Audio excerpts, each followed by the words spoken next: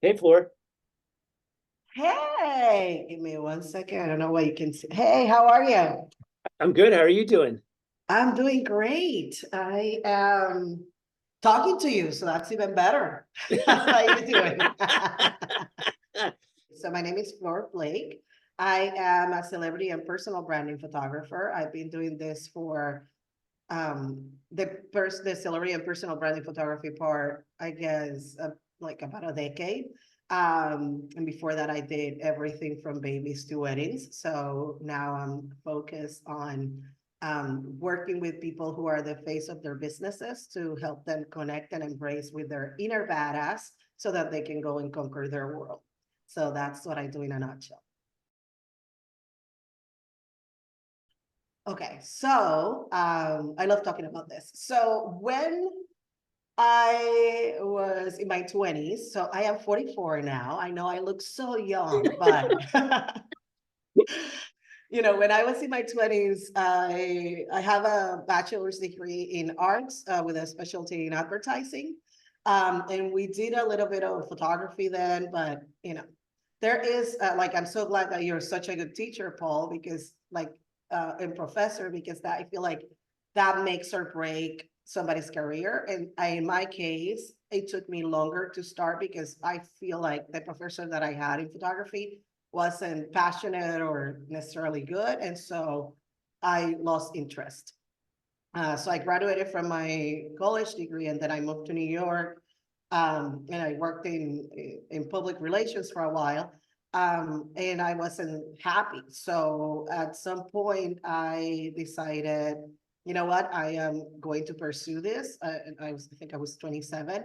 And I found a course that one of the institutes in New York, and I went to take the class, and sort of like a light bulb turned on. Even though like I had signed up, um, the light bulb turned on when I went to the class because the instructor was so passionate about what he did. He was so excited to share with all of us like his favorite photographers, like he gave us a list.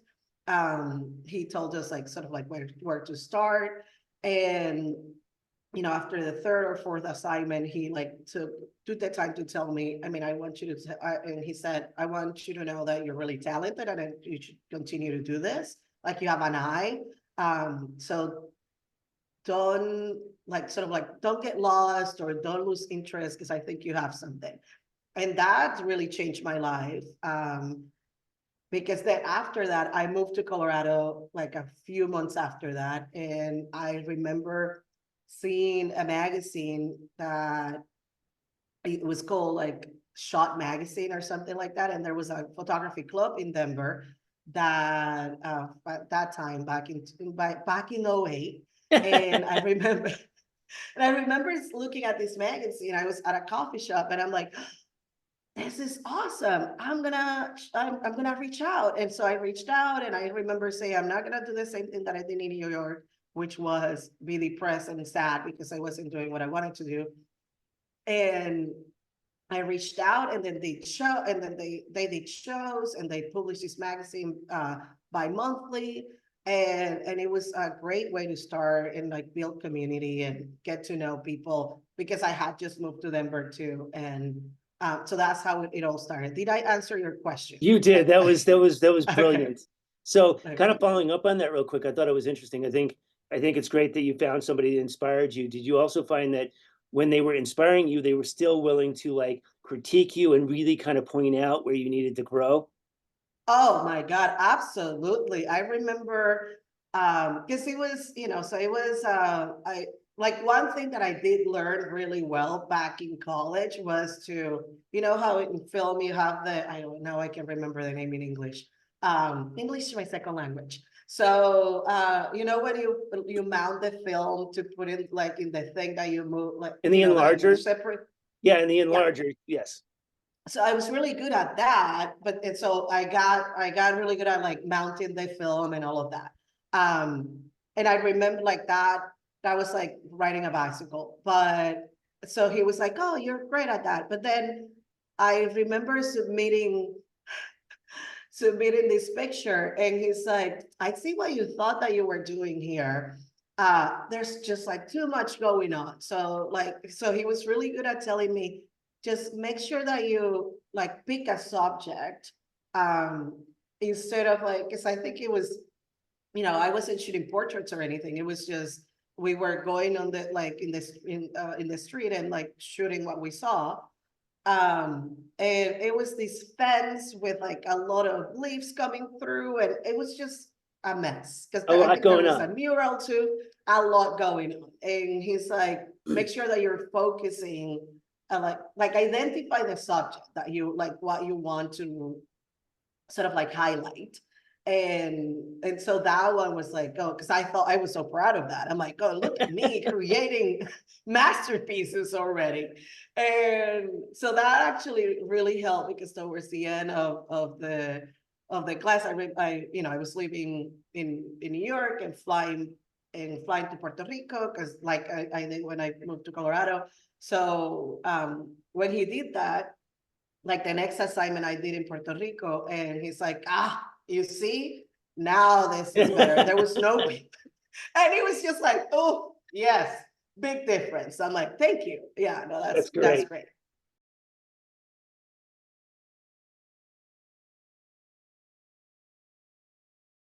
So I basically send people to my website, right? So like my main, like the homepage of my website has all of my favorite images, and there's like, so that's like the best way to get to know me as an artist or as a photographer, because it's basically like a medley of everything that I do. One of the series of portraits that I like the most that I recently did was it was the portrait studio for the Muse Awards. So the New York Film of Women in Television they have like it's a membership in New York, and like all of the actresses and anybody that actresses, directors, all of that, they do this event, and like an award show that's called the Muse Awards. So I pitched them because they're powerful, creative women, and so I pitched them, what if we do a series of portraits with them, sort of like what Mark Seliger does for the Oscars, in a Yes. smaller scale, right? Because Yes. it's like, so they bought it, and so that I'm really proud of, because there was many really cool, like a lot of cool people that I got to photograph, including Gloria Estefan. And so I did basically 3 portraits of every person that got an award there. So that's where I would send them first. And then I would tell them, just thinking about my website, then to go to the portraits, because then all of those are portraits that were like my ideas and things that I wanted to try. And so I reach out and contact and collaborate with models and actresses, anybody that's a creative. And so I did that as well. So I did now it's sort of like in the website, it's not divided, but I remember doing a series called Connect and Create, and it was basically me going to different cities, connecting with artists Oh, and wow. creating portraits of them. Yeah. So with that series, my goal was to so I mainly photograph women. Like that's what I do. I think women are gorgeous, and I also am more comfortable if I'm meeting a stranger, right? So I rather it to be a woman. And so one of the things I want to showcase, like if I'm going to a different city, I want to showcase the city in the portrait.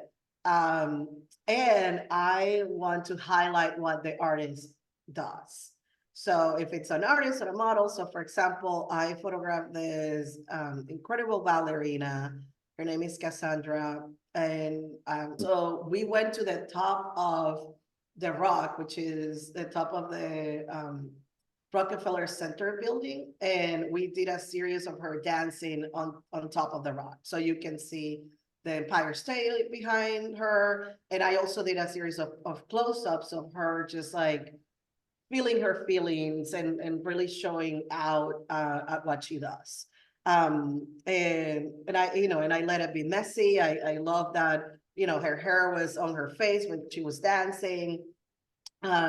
So I really like, my goal is to capture who you are. And yes, I like, and so every one of those is different. Because then I met up with someone in London, and she's an actress. So for her, we made it like pop and vibrant, and she is also a stylist, and so she brought in really cool clothing. So we showcase both her style, the city of London, and of course then we do some more, like I call them more demure, like stripping away everything that tells you where we are, and then just really capturing their emotions and their faces. Risking sounded cliche, right? It's like, I'm hoping that you can see the joy and the vibrancy of the person. Like, that's because, see, in my work, it's loud, it's vibrant, it's colorful, it's bold, um and I want it to be also like a little bit surprising. Like when you, yes, it's a little bit of lifestyle, but it can also be editorial, and mostly it's you, like it's the person that I'm photographing.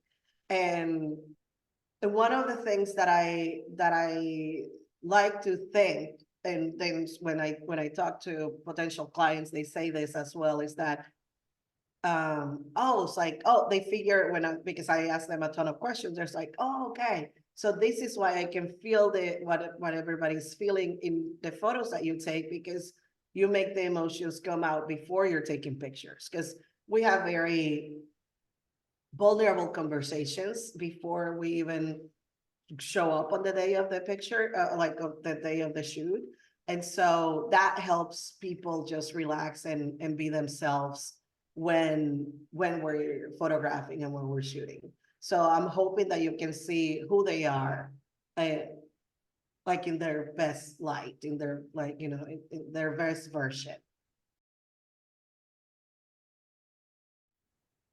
Well, so many people. So I mentioned Mark Seliger before, even though my work looks nothing like his, because it's like he photographs a lot of women, but Peter Lindbergh, Annie Leibovitz, Mary Ellie Matthews, she's the photographer for SNL, like that, like her work, it inspires me every time that I either watch the show. I also follow her in social media, and so, like, obviously everybody, everything that you see around you inspires you, or inspires me, because film, Greta Gerwig with her movies, everything inspires me. So all of them together is like, oh, I love when somebody has such a succinct point of view, like Annie Leibovitz. You see her work and it's her work, and the same thing is with Mark Seliger. So I wanted to develop a style that when people see my work, they know it's me. I don't know if I'm there yet, but I've gotten comments like, oh, I knew it was you because of all the color or the vibrancy.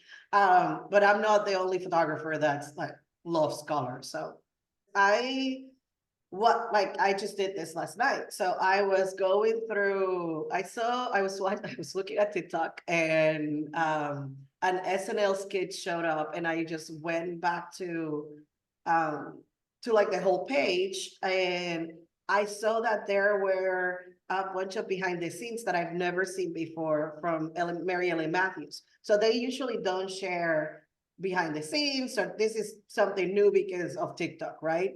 And I'm like, oh my God, I'm gonna save all of these, because then I can see how she's lighting everybody. Like, I had an idea of how she did it. because I think there's like one YouTube video of them because they interview her, and then they interview the makeup people as well. But there's like one video. So now there's like, maybe there's like 6 or 7, and you can see where she's placing the lights, like what she's doing, how she's directing them. I mean, I'm like, obviously her work is not easy. I'm not saying that, but she's working with artists and actors and actors. So these are people that are used to following directions. It's not necessarily the same that I do, but I love to see how they do everything. And the same thing with, any behind the scenes that I can see. I love to see how people are creating and how, because you can see how their brain works, and then you can incorporate it with, like, for your own style, and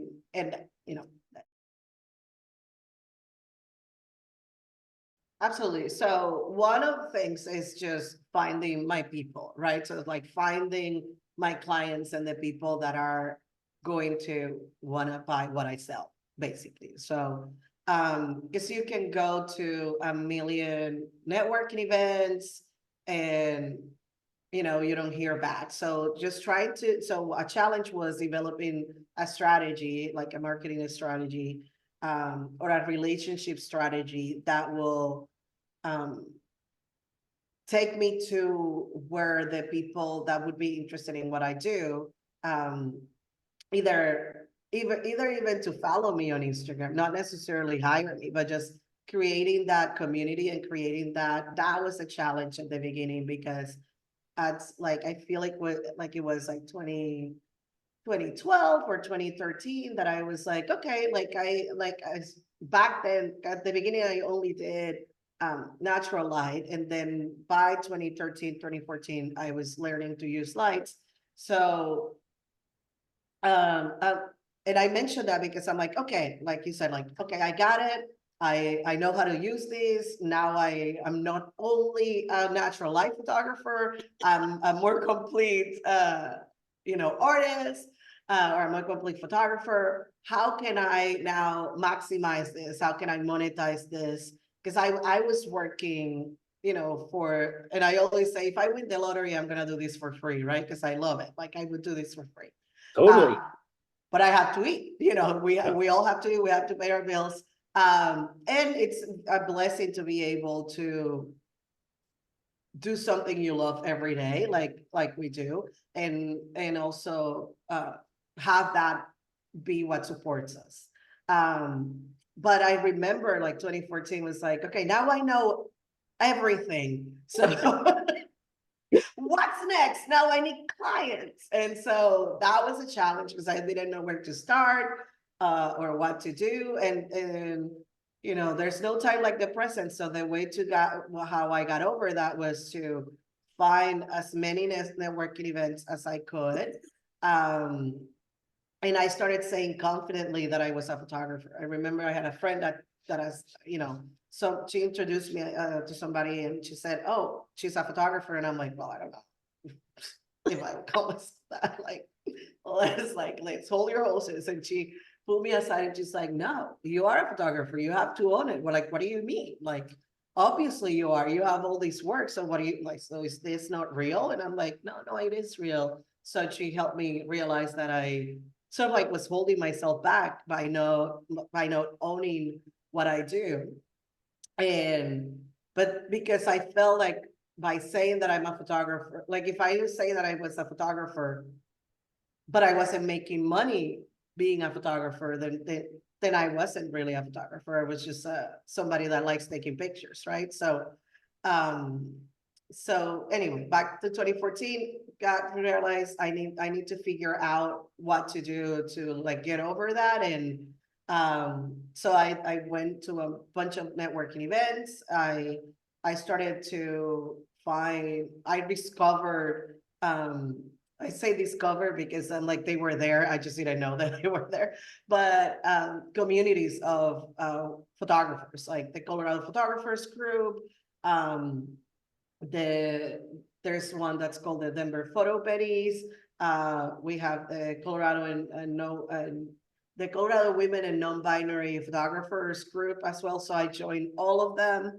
And that's when I started building community with other photographers and just like learning a lot as well, because there's only so much that you can learn on your own, and even on your own business, or like with YouTube University, or even when you go to college, like there's only so much that you can learn. Like I feel like you really need to be in community to find out what you don't know. Like you just don't know what you don't know. And then um when you surround yourself with other people that are like building a business at the same time as you are, or somebody that's like farther along, then they tell you, then you figure out, oh my God, I need to learn, I don't know, to like QuickBooks or like things like that. Because I was just talking to one of my good friends who's a photographer as well. And I said her like, oh, this could be, she does she does photos for headshots for actors.